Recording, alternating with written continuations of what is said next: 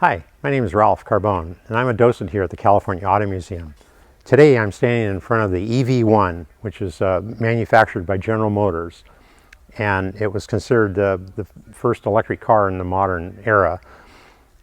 The government had put out a proposal to all the car manufacturers in America to do a feasibility study on producing an electric vehicle, and General Motors was the only company that actually stepped up to do it.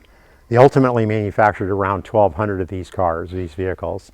Didn't sell any to anybody.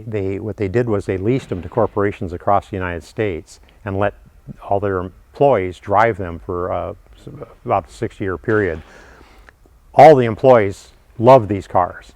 But at the end of that feasibility study, General Motors put together a report to the government and indicated that it wasn't feasible to make these cars. They just weren't cost effective.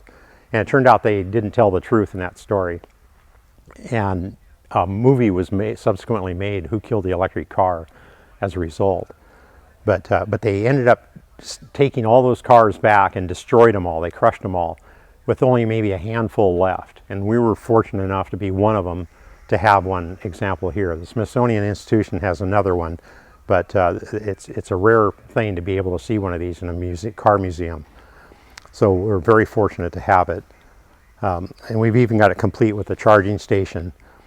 And here in front, you see we've got placards that describe a little bit of history, give you a little bit of a story on the car.